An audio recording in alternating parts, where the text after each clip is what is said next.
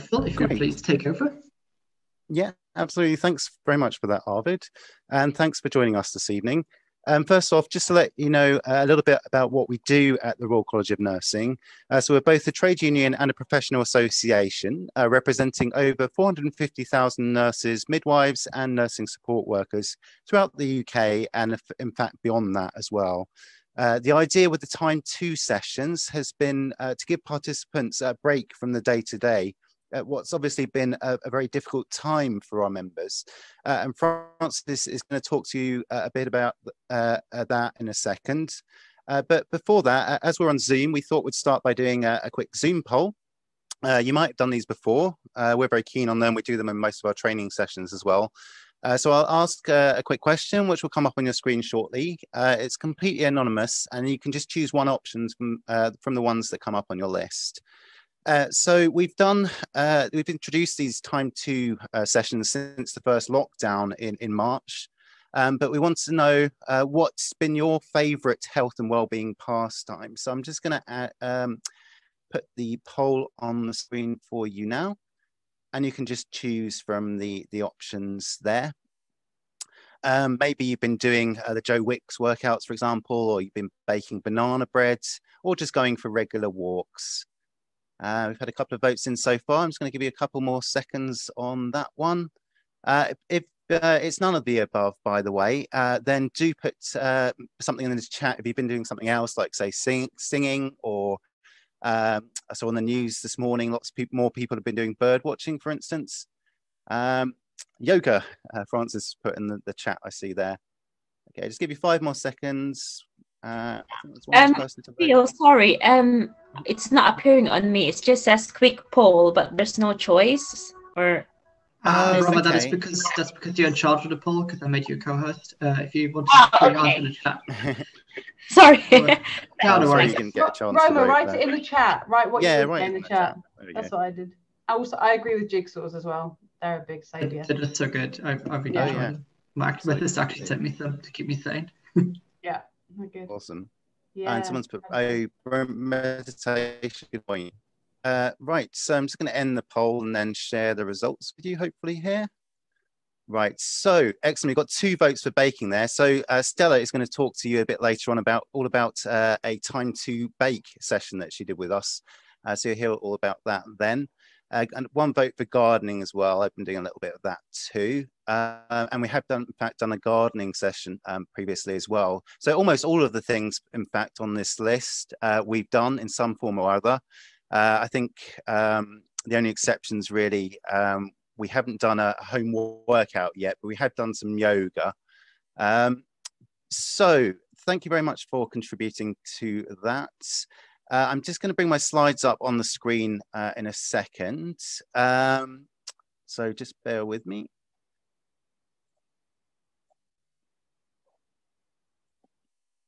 Right, so hopefully you can see that on your screens now. But yes, thanks for all those contributions, Cole. I'm also now just going to talk you through how the next part of the session is going to work. So firstly, Francis, who's our events coordinator at the RCN Libraries, is going to talk to you all about her role in putting on these events. Then Stella, as I mentioned, she's one of our graduate trainees, and she's going to talk all about a very well-received Time to Bake session that she hosted for us. And after that, we'll have a little bit of time for questions and answers before we go into the practical session with Romalyn. Okay, so over to you, Francis. Thank you, Phil. And it's nice to be here talking about something that I have enjoyed doing so much. So yeah, it's a real pleasure. Thank you for listening. So as Phil said, my name's Francis. I'm the Events and Exhibitions Coordinator at the Royal College of Nursing, which basically means that I do lots of public engagement activities, but lots with RCN members as well. So I'm a small team within quite a big organisation. And then like obviously lots of people this past year, we've moved many of our events online. So we do a series of nursing history talks and they're open to the public. And then we've done a few new things this year as well. Like we've got an what we call the Inclusion Cafe Book Club. So it's an ongoing book club for RCN members. And we've got a series of public events called Nursing a Pandemic, which is looking at the ongoing experience of nurses through the pandemic. And those events are also recorded for the archive as well. So it's also collecting this year and collecting experiences of this year. And then, yeah, so we're missing a lot, having speakers and attendees in person, and that I find that quite hard actually, because I'm used to kind of being in a room with people coming in and out, but we have been able to reach more people with online events, as Arvid said at the beginning, and because the RCN's UK wide, hosting online has been amazing access for RCN members across the countries. So the Wellbeing events, or the Time To events as we called them, started in April last year. And they were sort of a quick response thing, really. And we wanted to have something that's responding to the need of our members, and think about how can we make our event series relevant and useful to members at this time. And we wanted to fill a gap, really, where members might need to take a break, take a step back, connect with others who are going through similar experience, and just do something different, I think, that's not directly to do with nursing, just take them out of that a little bit. So we've got quite a bit of experience delivering creative projects with nurses. So we do lots of arts-based workshops, and we've done stained glass window workshops, and we've done painting workshops and big sort of arts-based projects, but not online before. So that was all new for us. We also got quite a lot of advice from our member support services first. So as I said, small team in a big organisation, we've got lots of support from other teams from the wider RCN. So we did think a lot about how we put on an event series where we might have some members who are very stressed, a bit distressed, or just need some more professional support. So we had a lot of talks about that. At first, the sessions were staff-led. So the Time To workshops were about staff kind of supporting the series with their existing interests and expertise in different creative areas, which was really nice, because at first we could trial it with using skills and resources that we already had across the team. And it also meant that we could schedule in events quite quickly and easily. And that was quite important at the start, to provide a kind of timely response to these sudden challenges that came upon our members in spring last year. And then the online workshops have also meant that we can interact with members throughout this year in a different way, which has been really nice. And staff have been able to use skills that they don't usually get to share at work, so that's been really good. And the first Time To workshop, they're all about an hour or an hour and a half, and we've tried lots of different themes, all kind of creative or to do with sort of mindfulness and well-being. So I did the first Time To Draw workshop because I'm an artist in my own time. But we've also now had other people on board, like Romalyn, who you'll meet in a little bit, which has been so brilliant to work with nurses and artists and practitioners in different areas and bring them together in a space with our RCN members. We've done Time To Sketchbook. We've done monthly meditations called Time To Tune In, and we're going to keep going with those every month. So members have fed back that they find that really valuable, just an hour outside of the day once a month to do some meditation. We've done Time To Garden, and we even did a Time To Cut Your Hair last year when suddenly everything shut down and we thought people might want to have a go at cutting their hair. And my colleague Sibylla cuts her own hair in her own time. So she gave members some tips on that. I don't know whether anyone actually did cut their hair. And we did get an inquiry beforehand about what kind of scissors they needed to bring. And we said, it's not for actually cutting your hair in that workshop. We're just going to give you some tips to take away. So Phil, if you could go to the I think I've got some images on the next slide. Yeah, so here's just some images from some of the slides that's used in the workshop. But the reason why I wanted to show this is because the images on the right hand side, this was the sketchbooking workshop, and this was an activity around mark making.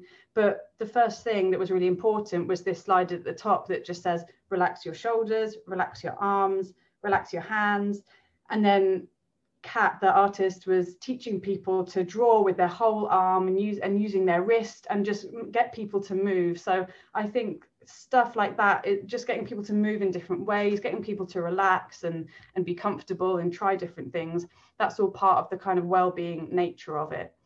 And then some of the themes that she does in the sketchbooking as well are around sort of reflection. And then others are completely different. So that's in the bottom left, that's a recipe for poor man's capers, they're called, where so capers are grown by a colleague in her garden, and she gave the recipe at the Time to Garden session. And the Time to Garden's been really popular. And I guess it's worth also saying that we didn't realise really that this event series was going to go on for as long as it has done, and it's still continuing. And I think last year we thought, because as I said, it was quite quick response, we thought that, I mean, I don't know what really, we just thought maybe we'd do it for as long as people come and as long as people want it and feedback that it's useful to them. And that's just continued. So we are just carrying on with it this year, and we'll definitely keep interacting with our audiences online in the future. And the next slide, please, Phil. I think I've got some quotes there. Yeah, so the benefits of the whole thing and leading the whole thing. I mean, trying something new has been really nice, and lots of different staff members have been involved, and that's been brilliant. And it's kind of creating a space for nurses to use existing interests and skills. So I think lots of our members are writers or poets or artists, or they love baking or being a nurse is a creative profession, and I think we get a lot of people who feel a bit of a need to kind of output and use that creativity for different things. So I think we definitely do connect with a different side of our members that they don't necessarily get to use all the time. Yeah, staying connected with the membership in a friendly and informal way, that's really important. They are informal events, they're friendly, we want them to be welcoming, and we want people to be warm and comfortable and ask questions, and that connection's been really important. And I think for me, one thing that I have learned from them, from meeting lots of different members, is just the sheer range of different experiences and circumstances for our members at this time. So I think perhaps we were thinking at first that it is an incredibly stressful time for nurses, and we want something where they can relax at the end of a really stressful day. But we've also had members who are isolating themselves, for example, or maybe they've been sick themselves as well, or they can't work for some reason. And that comes with its own stresses in itself, because they feel very detached from their colleagues who might be working. So we've had a real range of different experiences, and people finding the workshops useful in different ways. So I'll finish just with a few tips, I think. So I put try some stuff out with friends and colleagues. So yeah, as I said, the first one was Time to Draw, that was led by me, and we did one with members. I think I did one with staff. So we just did a few test runs, and at the first Time to Draw, I think maybe like 2 people came, and they loved it and really enjoyed it. And now at the event, at the meditation, we get up to about 50 or 60 people. And then at the sketchbooking one, which is another drawing one, we might get 25 to 30 people. So it's definitely grown as a program. And I think kind of, yeah, when you're starting a new program, patience, I think, is important, because it takes time to develop.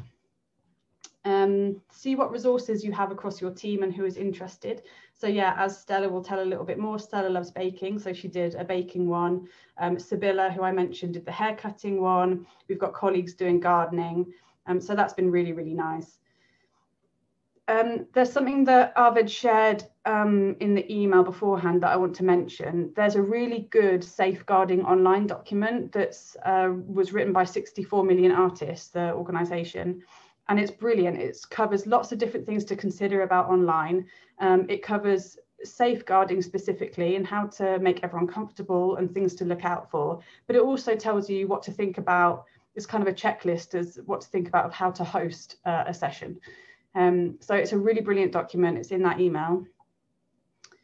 And And that's it. I've got, you know, the other things I've got here is just familiarizing yourself with a platform. But, you know, I think people are more and more familiar with online platforms now. And that's been really nice. We've seen our members become more confident in using online spaces.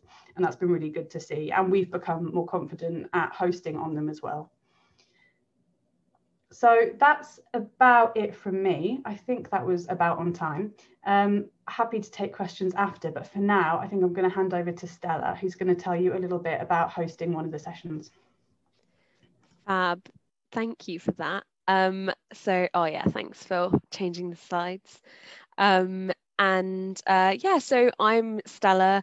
I, she, her pronouns. I am one of the graduate trainees in the customer services team at the Library and Archive Service at the RCN. And I've only been working here since September, although the time has flown. So yeah, I've been helping out a bit with the events and exhibitions team, so with Francis, and in November I suggested we do a kind of Christmassy time to bake session as one of these. As Francis mentioned, I love baking. It's kind of something that I've always been doing, and especially during lockdown. So I'm one of those people who did pick up doing sourdough. I've got a little sourdough starter that I have been nurturing. But for this, we decided to go with something that would be a little bit easier for more people to pick up. And so we went with gingerbread. You can see my gingerbread on this slide. We hung them up, which is actually really lovely because it was something we talked about in the session, was how we would put gingerbread on our Christmas trees, or how we would decorate them to be extra Christmassy. So that was really lovely. So yeah, what is a kind of online baking? How does that work? Basically, we just sent out the recipe that we were going to use beforehand, just with a little bit of time, so that everyone signed up could buy the ingredients and read it over. And we did say to people, you don't have to bake along with us. You know, if you just want to sit and watch, that's all fine. But I thought it was really nice as an idea to see if people would be able to start cooking with us, have me in their kitchen with them, and then we could kind of chat as we bake together at the same time.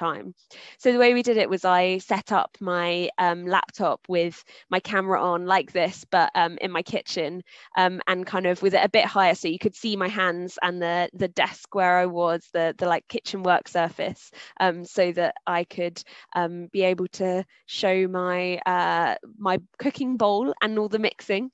Yeah, so that was really nice, and it was really good to be able to connect with people and chat to them as we were going through it.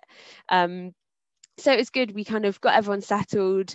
We did some introductions, and as you guys probably know all too well from having done a million Zoom events, we asked people to turn their microphones off so that the kind of clattering of cooking didn't overwhelm the conversation. But yeah, it was really lovely to see people who had been, you know, from all over the country. In fact, there were people from Scotland and Wales who'd joined us, and they all kind of chipped in with their like cooking tips and tricks and discussions on it. So as the cookies were in the oven, we talked through what we had been baking during lockdown, what our kind of ideas were. I remember some people having a bit of trouble with their cookies being really dry or really wet, so we discussed like what we could do, how we could alter them to make them, you know, vegan or gluten-free, that kind of thing.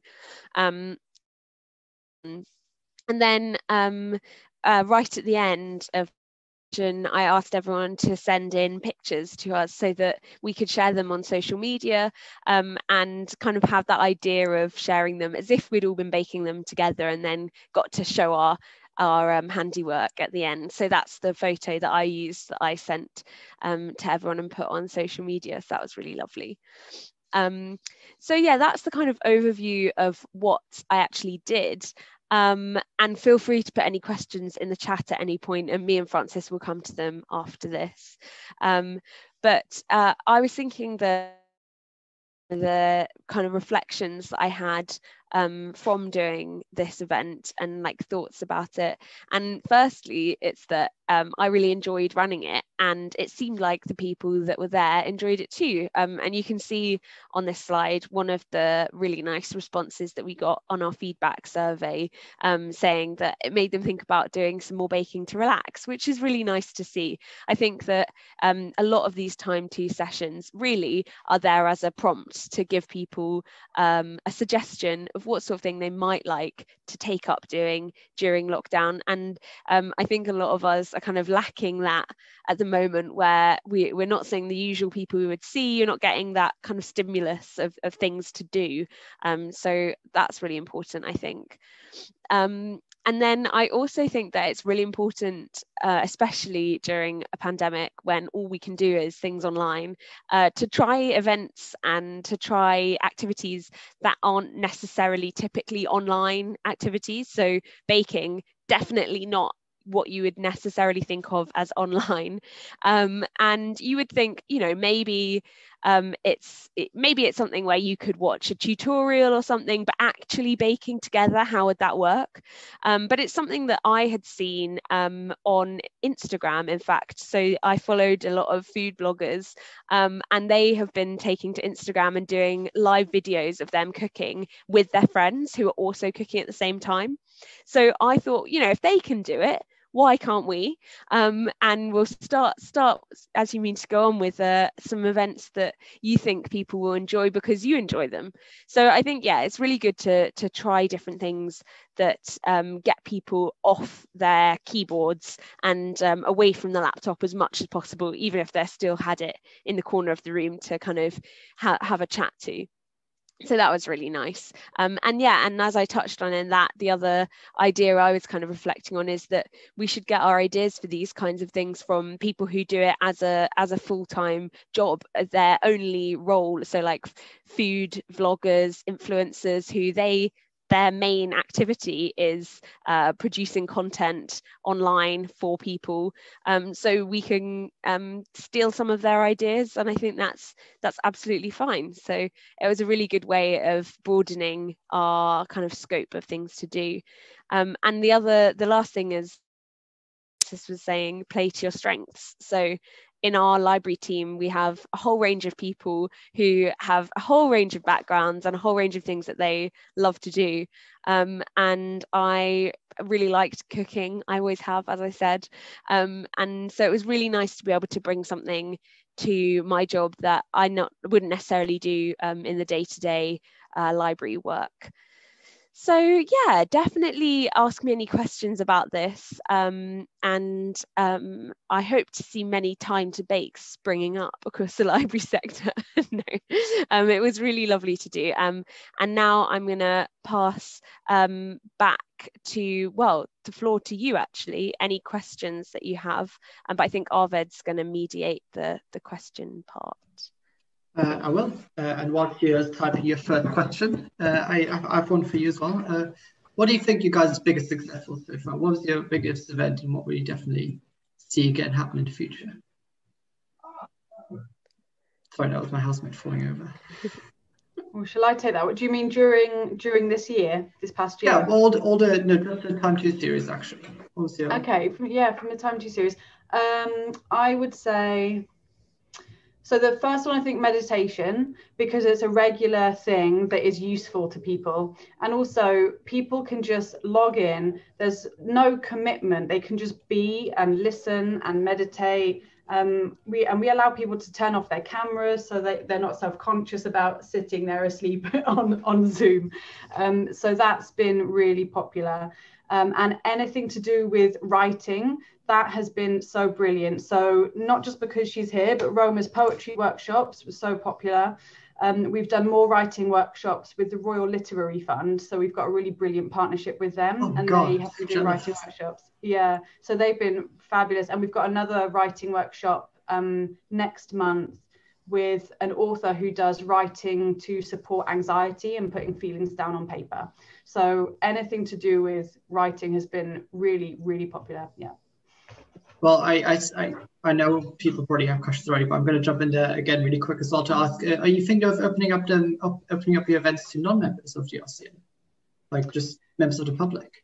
Yeah, the time to events, no. So we did think about it, but for the RCN, it's really important that it's a service for members and it supports our membership. Yeah, it makes sense. And that's what they're there for. But yeah, you're right. Got to make that a value add proposition, right? Like, why would you get membership otherwise? Yeah, exactly. And it is you know, that's who we want to serve, that's who we want to support right now. So I think that is important. But our public events, we definitely do creative public events as well. So the creative events program isn't just nursing history talks and lectures, it's other kinds of workshops and interactive stuff as well. So, right, any questions from the floor? There we go. I've got a question from Sarah on baking. This one for you, Stella. Does it make sense to choose something straightforward to start with? What do you think should be something more difficult? Good question. We did think about this a little bit because actually, if you're a keen baker, you know that gingerbread can be quite difficult.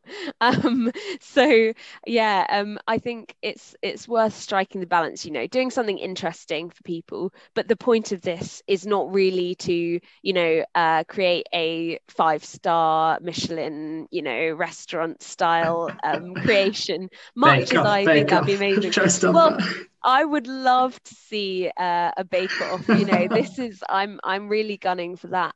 But no, I think it's good to strike that balance and do something that people are interested in. But we had I didn't really mention that we had quite a range of bakers in the actual session itself. So there was one woman who'd done quite a lot of baking. She was talking about different fermenting she had been doing. So we were chatting about sourdough and things like that. So that she seemed to enjoy it as much as the people who really had not done a lot of baking before. So I think, you know, as long as it's something that's relatively accessible, and the good thing about doing things that play to your strengths. So I felt able to help people with the recipe if they didn't understand something or if they weren't sure, and I could, you know, give my advice for making it. Whereas, you know, if you had been hosting a workshop that you personally didn't know that much about, you might not feel like you were able to answer those kinds of questions. So yeah, that was good. Excellent. Then we have another question from Mandy this time. And have you thought about doing foreign language sessions? So learning basic conversations, maybe some easy vocab? I assume, and you know, it's a great idea. I'm going to write that down. Right? Because especially in the NHS, where you've got members from all over the world, right? Yeah, really excellent idea. And actually we've got people in our library team who speak multiple languages, so it'd be a really good way of using those skills. So, if you need a German speaker, you know, hit me up. Right. Can I just ask, were there any challenges you hadn't anticipated, either of you, when in running the sessions? Stella, do you want to talk about logistics? I feel like you've probably had the most logistically involved one, maybe. Yeah, I think probably, I mean, just the logistics of setting up a screen and doing your kind of getting all your baking stuff ready, that was in its own way a little bit of a challenge, but it wasn't really unexpected because I have done a similar online baking event before, so not in the Time 2 series, but I have run that kind of thing before, and it worked fine, so that was good. I think the only thing is that I'd really like flag as like an unexpected challenge is just like getting people to engage from the whole of our membership. You know, there's like some of the events that have been regularly going have built up popularity. So like Francis was saying with meditation, that's really lovely. But then when you do a new one, throw a new one in there, you know, you don't have the same like big group of people coming every time. But we did have about, I think it was like about 20 people who came along. So it was relatively popular, even as a first time thing. So that was really nice. Yeah, we find out too with London, actually. If you do something new, people are often a bit like, but if you keep doing it and you keep offering that, it just grows on its own. We have one last question from chat as well, from Imogen, and that is, what other sessions have you got ideas for? And are you thinking of comic strips maybe? I love that idea. I'd love to do comic strips. I would be so because you're an artist, right? And yeah, and also, you know what's really big, I think, in particularly I think that I've seen in mental health, zines, making zines of your different experiences. Yes. So I think that could be brilliant. And Imogen, thank you, because I might actually think about that, because I think we do have some links as well with comic books and zine makers who document different health experiences. So Brilliant. Well, I mean, you could probably talk to the Wellcome Library about that, right? Because they collect scenes on health experiences. Sorry, Phil. I'm going to hand over to you, because that was the last question from chat. Then... Okay, great stuff. Thanks so much for that. And thanks so much for your contributions as well, everyone. So now we get to the practical part of the session. So what we'll do is we'll stop recording at that point, if that's in 3, okay, 2, Arvid. 1.